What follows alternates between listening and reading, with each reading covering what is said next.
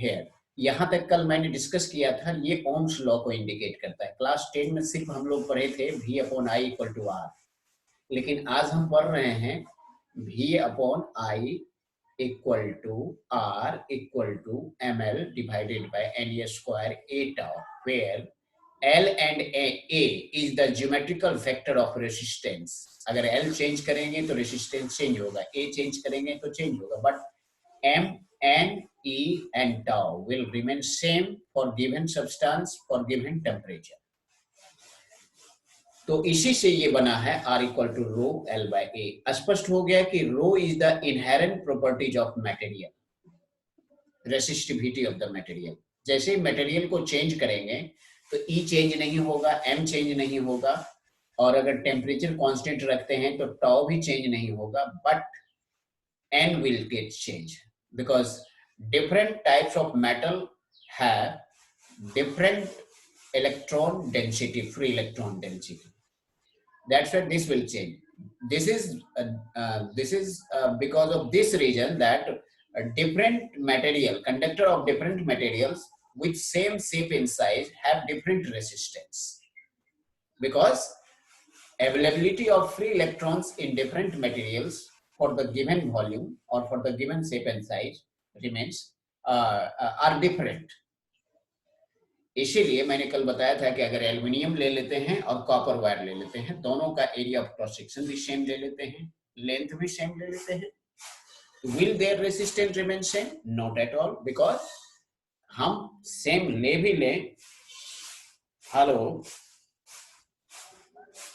Just तनी class over करके तुरंत आबै छी, अभी एक क्लास छै, ठीक, तुरंत क्लास लेके आ रही। यस, तो अब ये समझो,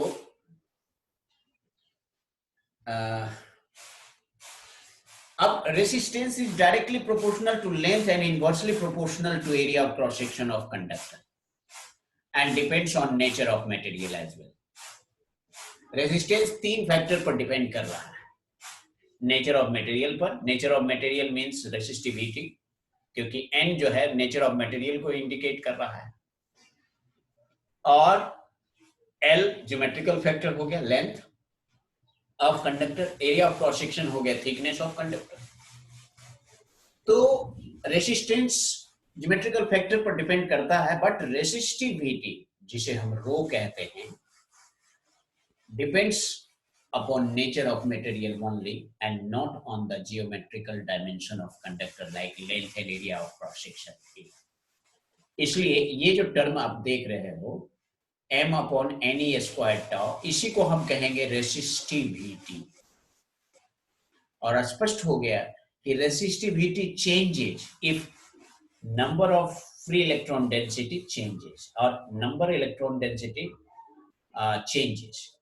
दूसरा, resistivity also changes with change in relaxation time T or tau, and relaxation time depends on temperature.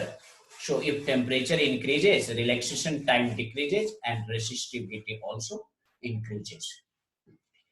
तो स्पष्ट हो गया कि resistivity depends on temperature and nature of material but independent of geometrical factor यानी shape and size of conductor। okay, last day मैं discuss कर रहा था कि relation between drift velocity, resistivity and electric current, electric field, current density and potential difference. अब एक relation ये है, rho equal to electric field divided by current density. आप आराम से कह सकते हो ये कैसे आया। सबसे पहली बात, आप रो का फॉर्मूला आप ये जान लीजिए, this is equal to rho, ये अब समझ में आ गया। Rho equal to M upon NE square tau, ये आप दिमाग में सेट कर लिए हो। ओके, अब बैक चलते जाते हैं। ये देखिए यहाँ I इक्वल टू क्या है, NE and magnitude of electric field divided bye M into tau. अब ये फॉर्मूला है। अब हमको करना क्या है कि यहीं से ए को इधर ले आए एलएचएस में, तो आई अपॉन ए हो जाएगा। तो आई अपॉन ए इक्वल टू हो गया करंट डेंसिटी यानी जे हो गया। तो जे इक्वल टू हमें क्या मिला, N E square upon M into tau. इधर एलएचएस में जे हो गया और आरएचएस में हो गया N E square into capital E into tau divided by M. Correct, ये हो गया जे। तो अब आप ध्यान रखिए कि रो इक्वल टू होता है M upon N E square tau, जबकि यहां हो रहा है N E square tau divided by M. तो यानी ये हो गया 1 अपॉन रो। तो J इक्वल टू हो गया 1 upon rho into electric field, और यही बात यहां देखिए आ रहा है, rho equal to E upon J और J equal to E upon rho. वही एक्सप्रेशन यहां पर आया। अब करेंगे क्या, अब चाहे तो हम J का वैल्यू पुट कर दें, NEVD, ये वैल्यू पुट कर दें, तो ये भी एक रिलेशन आ गया रेसिस्टिविटी का। दूसरा, drift velocity in terms of number electron density भी निकाल सकते हैं। तो drift velocity is inversely proportional to free electron density for given electric field. More is the free electron density, less will be drift velocity. अगर किसी conductor में free electron ज्यादा है तो ड्रिफ्ट वेलोसिटी कम होगा। इसका वजह क्या हो सकता है, इसका वजह यह होगा कि ज्यादा फ्री इलेक्ट्रॉन होने की वजह से कॉलिजन ज्यादा होगा। ओके, इसलिए ड्रिफ्ट वेलोसिटी का वैल्यू कम होगा। अब यहां देखिए, इलेक्ट्रिक फील्ड के बदले में हम V अपॉन एल डाल देते हैं, यानी पोटेंशियल ग्रेडियंट। तो ये हो जाएगा V upon N E rho and L. So drift velocity is inversely proportional to length of conductor. More is the length, less will be drift velocity. Okay, अब ये रिलेशन आप खुद से डिराइव कर भी सकते हो। अब जरा एक चीज समझ लेना है कि when temperature increases drift velocity decreases. क्यों? When temperature increases drift velocity decreases, क्योंकि टेम्परेचर इंक्रीज होने से रेसिस्टिविटी इंक्रीज होगा। अभी जस्ट प्रीवियस टॉपिक में मैंने डिस्कस किया कि resistivity is inversely proportional to relaxation time, and relaxation time is inversely proportional to temperature. Therefore resistivity is directly proportional to temperature. इससे स्पष्ट हो गया कि टेम्परेचर बढ़ने से रेसिस्टिविटी बढ़ेगा, रेसिस्टिविटी बढ़ने से ड्रिफ्ट वेलोसिटी घटेगा। यहां से एक्सप्रेशन को देखिए, तो ये सब ऑब्जेक्टिव क्वेश्चन में डील करने में ये कॉन्सेप्ट यूज करेंगे। नेक्स्ट है कि when I increases drift velocity decreases. अब आई के साथ रिलेशन को अगर लेते हैं तो यहां से लीजिए, ओके, ये देखिए drift velocity, yes, drift velocity equal to क्या है, I upon N E A. और यहां ध्यान देना है कि when I increases drift velocity decreases, लेकिन यहां पर ध्यान देना है कि ये I जो है करंट नहीं है, ये I भी नहीं है, ये L है, स्मॉल लेटर में ये L है। तो drift velocity decreases with increase in length of conductor. अगर पोटेंशियल डिफरेंस सेम रख दे और कंडक्टर की लंबाई को बढ़ा दिया जाए तो ड्रिफ्ट वेलोसिटी कम हो जाएगा, because electron will have to go through more number of collisions, and that's why their kinetic energy will get decreases. And next है आपका कंडक्टेंस एंड कंडक्टिविटी। अब तक पढ़े हैं रेसिस्टेंस एंड रेसिस्टिविटी। याद रखना है, resistivity is the property of material and is independent of geometrical shape and size of conductor. On the other hand, resistance is the property of material because of which it opposes flow of electric current through it. Resistivity independent of geometrical factor like length and area of cross section, while Resistance depends on length and area of cross section as well as on temperature. ठीक उसी तरह से conductivity is the property of material by virtue of which it allows the current flowing through it. यानी कि conductivity की वजह से conductivity ये decide करता है कि how smoothly the conductor of given material will permit the flow of electric current through it. More is the conductivity, more will be permission to flow. More smoothly will current flow through that material. And more is the resistivity, less current will flow through that. That means there is a less possibility to flow the electron smoothly through that. तो conductivity resistivity का opposite है, reciprocal है. Conductance resistance का reciprocal होगा. सो conductance is the reciprocal of resistance. Just like resistance depends on length and area of cross section, resistance was directly proportional to length and inversely proportional to area of cross section. तो conductance उसका उल्टा होगा. Conductance will be directly proportional to area of cross section and inversely proportional to length. ठीक उसी तरह से conductivity की जब बात करते हैं तो reciprocal of resistivity is called conductivity. Conductance का एसआई यूनिट क्या होगा? हमने बताया कि रेसिस्टेंस का एसआई यूनिट होता है ओम. तो ओम का उल्टा कर देते हैं तो वो क्या हो जाएगा? उल्टा कर देते हैं, एमएचओ कर देते हैं. ओम में होता है ओएचएम, तो इसको उल्टा कर दिए. और दूसरा conductivity is the reciprocal of resistivity, therefore its SI unit is reciprocal of unit. क्योंकि रेसिस्टिविटी का यूनिट होता था ओम मीटर, तो यहाँ पर उल्टा क्या हो जाएगा? उसका जब रेसिप्रोकल लेंगे क्या हो जाएगा? रेसिस्टिविटी का यूनिट क्या होता था? ओम मीटर, तो यहाँ पर क्या हो जाएगा? Reciprocal of ohm metre. अब जरा ध्यान देना है और इसमें कंफ्यूज नहीं करना. देखो ये रेसिप्रोकल ऑफ ओम मीटर क्या हो जाएगा? 1 upon ohm into 1 upon metre. तो 1 अपॉन ओम को हम MHO कहेंगे और ये 1 अपॉन मीटर अपनी जगह पर है, इसलिए आप ऐसा भी लिख सकते हो. अब है factor on which resistance depends. Resistance का पहला फैक्टर ज्योमेट्रिकल फैक्टर था जिसमें एरिया ऑफ क्रॉस सेक्शन था और लेंथ ऑफ कंडक्टर था. अब दूसरा फैक्टर हो गया टेम्परेचर. तीसरा फैक्टर हो जाएगा नेचर ऑफ मटेरियल. तो ज्योमेट्रिकल फैक्टर में दो फैक्टर आएगा, length and area of cross section. अब टेम्परेचर क्या है कि when temperature increases resistance will increase because resistance is inversely proportional to relaxation time and relaxation time is directly proportional to relaxation time is inversely proportional to temperature, therefore resistance is directly proportional to temperature.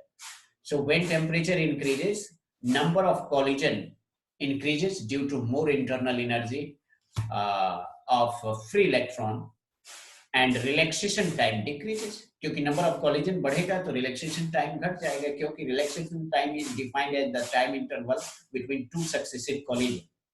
अगर 1 second में 10 collision हो रहा है तो 1/10 हो जाएगा relaxation time.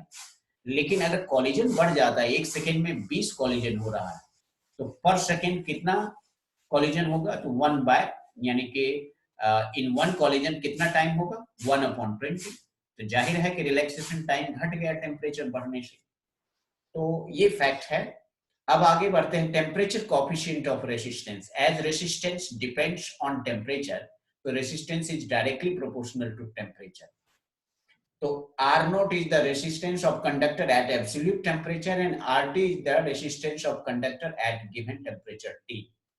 So temperature difference is directly proportional to initial resistance. Resistance difference is directly proportional to initial resistance, and it is also proportional to change in temperature. So RT minus R naught equal to हो जाएगा RT minus R naught proportional to R naught, यानी initial resistance, and RT minus R naught is proportional to temperature difference T. दोनों को combine करते हैं तो RT minus R naught proportional to T into R naught. इसलिए RT minus R naught equal to alpha R naught T, where alpha is proportionality constant and is called temperature coefficient of resistance. So alpha equal to RT minus R naught divided by R naught into T. तो हम यहाँ पर देख रहे हैं कि numerator में RT minus R naught resistance है, डिनोमिनेटर में भी R naught रेजिस्टेंस है, तो ये दोनों का यूनिट सेम होगा, कट जाएगा, सिर्फ टेम्परेचर का यूनिट रह जाएगा. Therefore, thermal or temperature coefficient of resistance will have SI unit Kelvin inverse. Okay, तो हम अगर डिफरेंट टेम्परेचर ले लेते हैं, मान लीजिए टेम्परेचर T2 है, टेम्परेचर T1 है, तो हम इसको ऐसे भी ले सकते हैं. We can multiply with this. अब R naught is the resistance at absolute temperature, RT is the resistance at temperature T degree Celsius, R1 is the resistance here. ये सब समझ में आ गया. If resistance R2 is smaller than R1, then temperature coefficient will be negative. Or if R2 is greater, then it will be positive. इसके बाद colour code, resistance को denote करने का एक और तरीका है कलर कोडिंग. क्योंकि रेसिस्टेंस का शेप साइज बहुत छोटा होता है, जैसे रेडियो, ट्रांजिस्टर और इवन एंड्रॉइड फोन में भी रेसिस्टर लगा होता है, लेकिन इतना छोटा रहा होगा कि उस पर वैल्यू नोट करना, लिखना बहुत मुश्किल होगा. इसके लिए एक कोडिंग सिस्टम चला, कोडिंग कर देते हैं तो उसी से हमें उसका वैल्यू पता चल जाता है.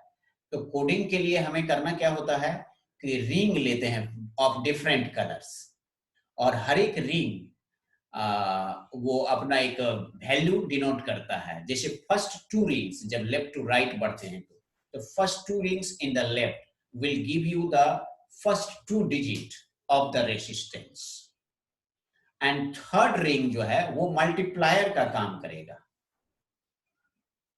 और फोर्थ रिंग जो है वो टॉलरेंस बताएगा, एरर बताएगा परसेंटेज के फॉर्म. तो चार ही याद रखना है. First two rings in the left side will give you the digit, इसलिए उस डिजिट के लिए अलग अलग कलर के लिए अलग अलग डिजिट होगा. और ये याद रखने के लिए आपको ध्यान में रखना होगा कि एक वाक्य हम बोलते हैं,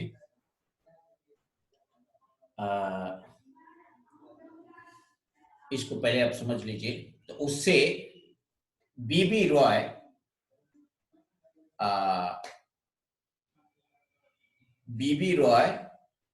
ऑफ ग्रेट ब्रिटेन, ये याद रखना है.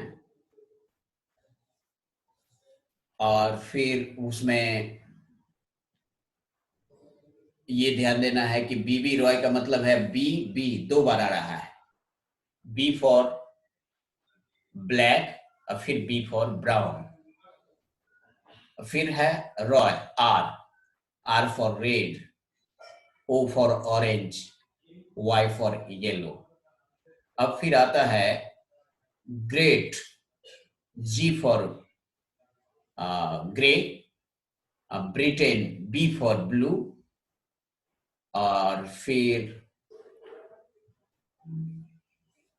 आगे और भी कलर्स आता है. तो ये फिलहाल याद रखना है, इसको ये ध्यान देना है कि first two rings from the end, left end give the first two significant figure of the resistance in ohm. मान लीजिए रेड है तो इसमें कलर का ध्यान रखना है. Last ring indicates tolerance in percent about the indicated value. जैसे आप देखिए A B into 10 to the power C plus minus D% ओम.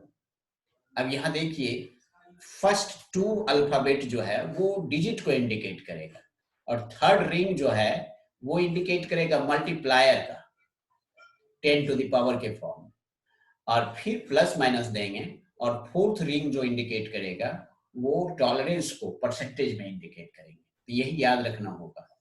जैसे यहां पर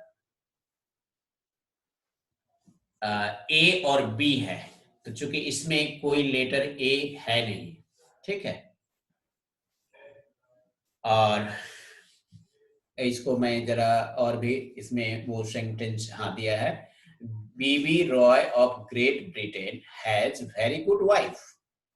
इस सेंटेंस को याद कर लेना है, B B Roy of Great Britain has very good wife. अब जरा ध्यान देना, बी फॉर ब्लैक, फिर next B for brown, R for red, O for orange, Y for yellow and G for great में जी जो है केवल उसी को लेंगे, G for grey, B for यहाँ ब्रिटेन में जो बी है वो इसका मतलब हो गया ब्लू, एंड इस हैज का कोई मीनिंग नहीं है, और वेरी, वेरी में जो वी है इसका मतलब वॉयलेट, और यहाँ गुड में जो जी है इसका मतलब क्या हो गया ग्रे, और यहाँ जो ग्रेट है इसमें जो जी है इसका मतलब ग्रीन, और ये जो वाइफ है, वाइफ में जो कैपिटल डब्ल्यू है इसका मतलब हो गया व्हाइट। तो यही कलर याद रखने का तरीका है।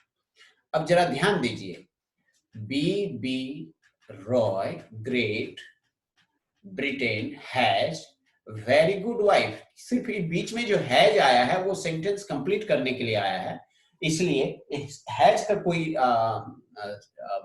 यहाँ पर मीनिंग नहीं होगा, तो याद रखने के लिए है। अब जरा ध्यान दीजिए कि ब्लैक कलर कौन से डिजिट को इंडिकेट करता है, 0, और ब्राउन 1 को, रेड 2 को। अब यहीं से देखिए 0 बी रॉय में 0, फिर बी है 1, फिर आर है 2, फिर ओ है 3, फिर वाई है 4, अब फिर यहाँ पर ग्रेट जो है 5, फिर ब्लू यानी 6, ब्रिटेन में जो बी है 6, और वेरी, वेरी में जो बी है 7 के लिए स्टैंड हो रहा है, फिर ग्रे, ये ग्रीन के लिए है, और यहाँ ये हो गया ग्रे, ग्रे के लिए 8 हो गया, और वाइफ 9 डब्ल्यू के लिए। तो ये याद रखने का तरीका है। अब जरा इसमें देखिए एग्जांपल में, ये रेसिस्टर है एक सिलिंड्रिकल फॉर्म में, इसमें 4 रिंग दिखाई पड़ रहा है, एक रेड है, रेड नहीं यहाँ बी लिखा है तो मेरे ख्याल से ये ब्राउन है, और फिर वॉयलेट है, फिर ब्लैक है। तो फर्स्ट 2 कलर को हम ले लेते हैं सिग्निफिकेंट फिगर, यानी कि ब्राउन का मतलब हो गया 1, वॉयलेट का मतलब हो गया 7, तो ये हो गया 1 7 17 हो गया। अब थर्ड रिंग जो हुआ ब्लैक, ये मल्टीप्लायर हो गया, तो मल्टीप्लायर को हम लिखते हैं 10 टू द पावर के फॉर्म। तो यहाँ देखो 10 टू द पावर c लिखा हुआ है, तो यहाँ c की जगह पर b लिख देंगे। b का वैल्यू क्या होगा, b 0 के लिए स्टैंड करता है तो 10 टू द पावर 0 लिख देंगे। इसका मतलब ये क्या हो गया 1 7 into 10 to the power 0 equal to, और फोर्थ रिंग क्या है, गोल्ड है, तो गोल्ड फोर्थ रिंग जो है परसेंटेज के फॉर्म में टॉलरेंस को बताएगा। तो ये देखिए इसमें गोल्ड यहाँ लिखाया गया है, ये देखिए कलर, गोल्ड जो है टॉलरेंस को बता रहा है, सिल्वर टॉलरेंस, और नो कलर के लिए 20%, सिल्वर कलर के लिए 10%, गोल्ड गोल्डन कलर के लिए 5% टॉलरेंस होगा। अब जरा ध्यान दीजिए, इस प्रकार आपका वैल्यू हो गया ब्राउन, वॉयलेट और ब्लैक रिंग के लिए आपका 17 हो गया, ब्राउन वॉयलेट मिल करके 17, और ब्लैक जो है थर्ड रिंग है तो वो मल्टीप्लायर में आएगा, तो 10 टू द पावर 0 मतलब 1, यानी कि, और इक्वल टू फोर्थ जो आएगा प्लस माइनस 5% जो कि गोल्ड है। अब आया, अब आइए दूसरा एग्जांपल, इसमें फर्स्ट कलर ग्रीन है, दूसरा रेड है। ग्रीन के लिए कौन सा डिजिट आएगा, जाहिर है 5 आएगा ग्रीन के लिए, क्योंकि B B Roy of Great Britain has very good wife, तो बी बी रॉय ROY, यानी कि फिफ्थ पर हम चले जाते हैं, great, B B Roy of Great Britain, है ना। तो ग्रीन के लिए आ जाएगा 5, और रेड के लिए क्या आ जाएगा 2, रेड के लिए 2 डिजिट आएगा, तो ये 52 बन गया।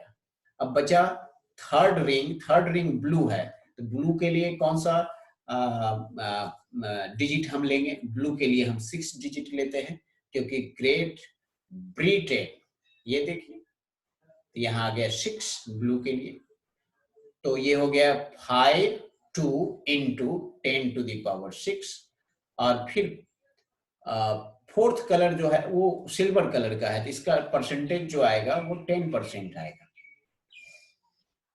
तो कुल मिला के हो गया 52 into 10 to the power 6 plus minus 10% ओम। अब आते हैं थर्ड एग्जांपल में, देखिए 3 रिंग है, चौथा रिंग यहाँ पर है ही नहीं, तो जब कोई रिंग नहीं रहे तो टॉलरेंस लेंगे 20%। फर्स्ट रिंग है रेड, रेड है कि ब्राउन है, ब्राउन है, ठीक है, दिखने से रेड लगता है लेकिन है यहाँ लिख दिया है ब्राउन, तो ब्राउन ही हम लेंगे।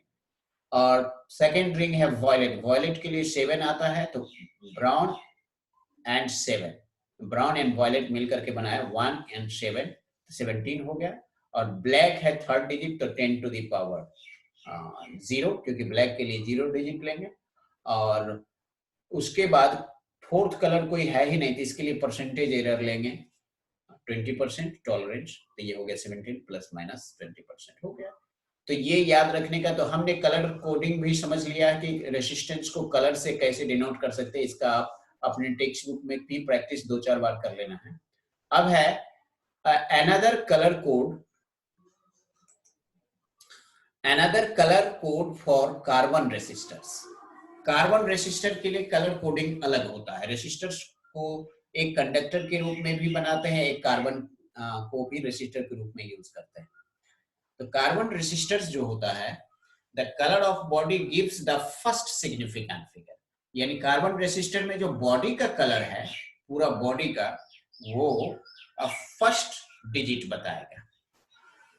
And the colour of the end gives the second digit, तो पूरा बॉडी का कलर फर्स्ट डिजिट और एंड का कलर सेकेंड डिजिट बताएगा। तो ये देखिए पूरा बॉडी का कलर येलो है, येलो के लिए कौन सा डिजिट आएगा, बीबी रॉय, बी 2 यानी कि 0 1 R 2 O 3 यानी Y हो गया 4, येलो के लिए 4, ठीक है। तो फर्स्ट डिजिट 4 हो जाएगा।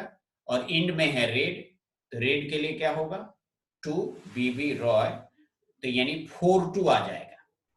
अब फिर मल्टीप्लायर कहां से लेंगे, तो multiplier the colour of the dot gives the decimal multiplier. अब यहाँ डॉट में जो कलर आ रहा है, यहाँ देखो ये कौन सा कलर है, ब्लू कलर है, इसको ये मल्टीप्लायर के रूप में यूज होगा, यानी 10 टू द पावर के रूप में यूज होगा। इस प्रकार हमारा जो कलर है YRB, और लास्ट रिंग जो यहाँ एक है वो गोल्ड है, तो आपका ये कार्बन कलर के लिए हो गया 4 into 10 to the power 6 plus minus 5%। तो कार्बन रेसिस्टर का भी कोडिंग आप समझ गए हो, और ये आपको YouTube पर अपलोड हो जाएगा, इसको फिर से आप देख लेना है। अब है रेसिस्टेंस को हम सीरीज और पैरेलल में कंबाइन करते हैं, ये क्लास 10 में आप पढ़ चुके हो, ज्यादा जरूरत इसको हमें। रेसिस्टेंस और resistors can be combined together in 2 different ways, series and parallel, ये हम पढ़ चुके हैं। तो सीरीज में क्या होता है, इंड टू इंड कंबाइन करते हैं, और इफेक्टिव रेसिस्टेंस जो होता है greater than the greatest of all resistance, तो R = R1 + R2 + R, ये पढ़ा हुआ पहले से है, इस पर ज्यादा हमें एक्सप्लेनेशन की जरूरत नहीं। पैरेलल कॉम्बिनेशन में क्या होता है कि 2 or more resistors combine in together in such a way that the resistance such a way that potential difference across the terminal of each resistors remains same, but current flowing through its resistors will be different depending on their value of resistance। और ये चूंकि 10 में पढ़ चुके इसलिए पर ज्यादा नहीं करना है। आगे है सोर्स ऑफ ईएमएफ। क्योंकि करंट को फ्लो करने के लिए हमें ये जरूरी है कि सर्किट में जब तक हम पोटेंशियल डिफरेंस क्रिएट नहीं करेंगे तब तक करंट फ्लो नहीं करेगा। एक हाई पोटेंशियल एक लो पोटेंशियल क्रिएट नहीं कर देते तब तक करंट फ्लो नहीं करेगा। इसीलिए करंट फ्लो करने के लिए फर्स्ट क्राइटेरिया है कि there must be a potential difference और potential gap between two points of the circuits और between two ends of the conductor. तो ये करेगा कौन? तो ये काम करता है एक डिवाइस जिसे हम कहते हैं शेल। तो शेल में 2 टर्मिनल होता है, एक टर्मिनल पर नेगेटिव चार्ज होता है, एक पर पॉजिटिव चार्ज होता है। जैसे ही इन दोनों टर्मिनल को किसी कंडक्टर से कनेक्ट करते हैं तो कंडक्टर का दोनों एंड नेगेटिव और पॉजिटिव हो जाता है। ऐसा होने से क्या होगा कि electric field developed across the ends of conductor directed from positive parts of the conductor to negative parts of the conductor, and hence free electron in the conductor starts drifting in the direction opposite to the electric field or in the direction from negative part to the positive part of the conductor. अब ये समझ में आ गया. Cell is a device which develops a potential difference across the conductors or between any 2 points in the circuit. अब EMF जो है वो इलेक्ट्रोमोटिव फोर्स का शॉर्ट फॉर्म है. इसका मतलब इलेक्ट्रॉन अपने आप कंडक्टर के वन एंड से दूसरे एंड तक नहीं जा सकता है. अगर खुद से चला जाता तब तो हमें बैटरी के बगैर ही करंट मिलता रहता, लेकिन ऐसा संभव नहीं है. जैसे एक पाइप को हॉरिजॉन्टल रख दो और उस पाइप में पानी को चाहो कि वो फ्लो करे one end to another end, ये पॉसिबल नहीं है. क्योंकि वाटर क्यों फ्लो करेगा? वाटर को अगर एक एंड को हाई पोटेंशियल पर रख दे, एक को लो पर, तभी वाटर फ्लो करेगा. जैसे गंगा नदी हिमालय से निकलती है, समंदर में जाती है, तो हिमालय सबसे ऊंचाई पर है, हाई पोटेंशियल, और समंदर सबसे लो लेवल पर है, तो low potential. That's why river continue flow from high potential to low potential. अगर गंगा नदी अगर सी लेवल और हिमालय का पीक का लेवल दोनों बराबर हो जाता तो क्या गंगा फ्लो करती? कदाचित नहीं करती. इसीलिए आपको ये समझना होगा ठीक उसी तरह से कि जब कंडक्टर को कोई सेल से कनेक्ट नहीं करते हैं तो उसके जो फ्री इलेक्ट्रॉन्स होते हैं वो कंडक्टर का दोनों एंड सेम पोटेंशियल पर होता है, इसलिए पोटेंशियल डिफरेंस जीरो होता है. That's why electron randomly moves in the bulk of conductor because of thermal agitation, but these free electrons cannot move from one end of the conductor to another end of the conductors. That's why we don't get electric current in absence of battery or generator. So electromotive force is the short form. इसका क्या होता है electromotive force का? EMF. तो battery क्या करता है? जब इलेक्ट्रॉन को एक एंड से दूसरे एंड तक ले जाता है तो बैटरी को वर्क करना पड़ता है, सेल को वर्क करना पड़ता है. So energy supplied by the cell to move electron, to drive electron from one point to another point in the conductor, energy is required, and this energy is derived from the chemical structure of electrolytes. So chemical energy is consumed in order to move a free electron in a conductor from one point to another point. तो इसी को हम EMF कहते हैं. तो अब जरा समझें कि इसको कैसे हम डिफाइन करेंगे. So electromotive force is the maximum potential difference between the two electrodes of a cell when no current is drawing from the cell. हम ये कह सकते हैं कि electromotive force is or EMF is defined as the energy required to move unit charge from one electrode to another electrode. This is called electromotive force or EMF. तो EMF और PD में दोनों में डिफरेंसेस है. PD मतलब potential difference, EMF हो गया maximum potential difference, और जबकि पोटेंशियल डिफरेंस हो गया उससे लेस. जब करंट फ्लो कर रहा है सर्किट में तब जो पोटेंशियल डिफरेंस आएगा वो लेस देन मैक्सिमम वैल्यू आएगा. इसलिए EMF जब सर्किट करंट सप्लाई नहीं दे रहा है तब जो बैटरी का पावर है, पोटेंशियल डिफरेंस है, वो हो गया EMF. So difference between EMF and potential difference, a little bit just. EMF is the maximum value of potential difference, while potential difference is value of potential between the 2 points of the circuits when current is supplied.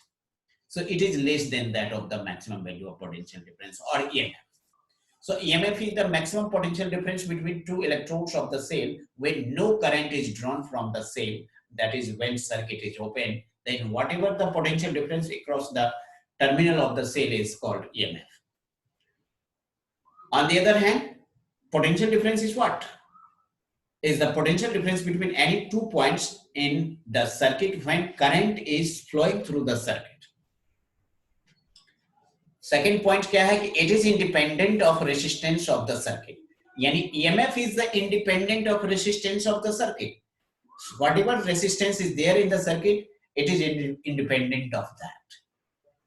And on the other hand, potential difference depends on the resistance of the circuit. More is the resistance, more will be potential difference. Now term EMF is used only for the source of EMF, यानी ये energy के लिए है, force कभी ये नहीं है. Electromotive force हमने फुल फॉर्म में बताया, but it is not a force. Definition में हमने क्या बताया? It is defined as amount of work done in moving unit charge from one terminal of the cell to another terminal of the cell, और you can say from one electrode to another electrode. Electrode दो तरह का होगा, cathode और anode. The amount of work done in moving unit positive charge from anode to cathode, that is called EMF. जबकि potential difference क्या होगा कि potential difference is basically if current flowing through a resistor, then whatever potential difference is there, that is called potential difference. तो potential difference current पर depend करेगा, but और resistance पर भी डिपेंड करेगा, but EMF is independent of current